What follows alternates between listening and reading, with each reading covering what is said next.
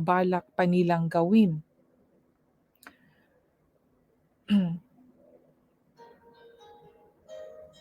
Hindi magtatagal gagawin nila ang kahit anong gusto nilang gawin.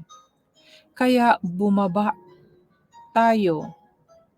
Pag-iba-ibahin natin ang wika nila para hindi sila magkaintindihan. Ito mga kaibigan, stop muna ako dito.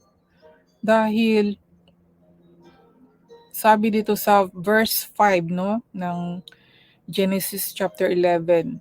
Ngayon bumaba ang Panginoon. So bumaba po ang Panginoon para tingnan ang pagtayo ng mga tao ng lungsod at tore. Sinabi ng Panginoon, ang mga taong ito ay nagkakaisa at may isang wika lang. At ang ginagawa nilang ito ay simula pa lamang ng mga binabalak pa nilang gawin. Hindi magtatagal gagawin nila ang kahit anong gusto nilang gawin. Kaya bumaba tayo. Ito mga kaibigan, take note po ha. Ang Panginoon po ang nagsalita dito, di ba? Kasi bumaba siya para tingnan ang tinayo ng mga tao. Gumawa ng lungsod kasi at saka tori. Tapos sabi ng Panginoon na ang mga taong ito ay nagkaisa at may isang wika lang. Isa lang kasi ang wika noong panahon, no? At yun nga, ginawa nila ito sa simula pa lamang. Alam ng Diyos kung ano ang kanilang binabalak. Kaya sinabi dito ng Diyos na ang ginagawa nilang ito ay simula pa lamang ng mga binabalak pa nilang gawin. So alam ng Diyos, hindi magtatagal gagawin nila ang kahit anong gusto nilang gawin. So, alam ng Diyos, di ba?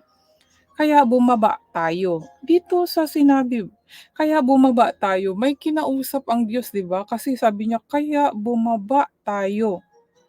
Pag-iba-ibahin natin. So, may kausap dito mga kaibigan Kaya bumaba tayo, sabi ng Panginoon. Pag-iba-ibahin natin ang wika nila para hindi sila magkakaintindihan. Ngayon, ang tanong ko sino ang kinausap ng Panginoon dito? Alangan naman si Jesus Christ.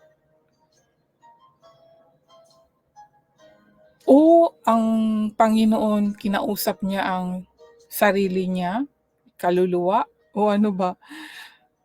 Ito ang dapat nating pag-aralan mga kaibigan Ating hanapin ang katotohanan tungkol po dito kung sino pong kinausap ng Panginoon dito dahil may sinabi siya dito na kaya bumaba tayo.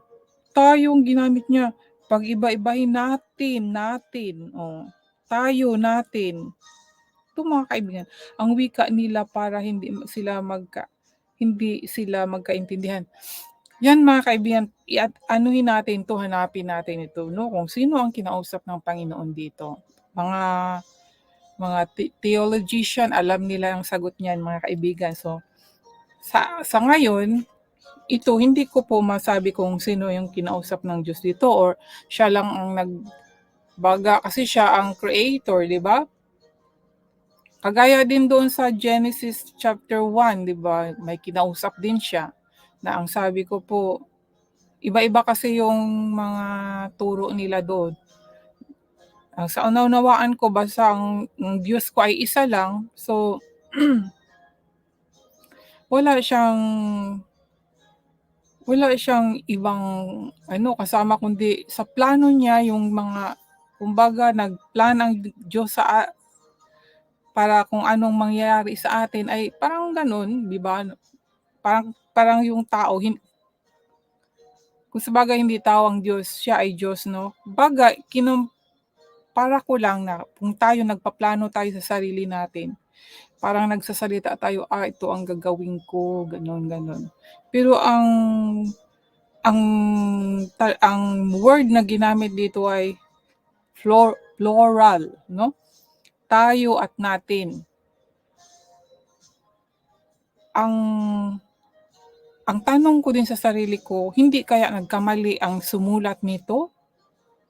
'Di ba? Hindi kaya siya nagkamali, bakit ganito ang word? Hindi naman natin din masabi na perfect talaga ang sumulat dito, eh.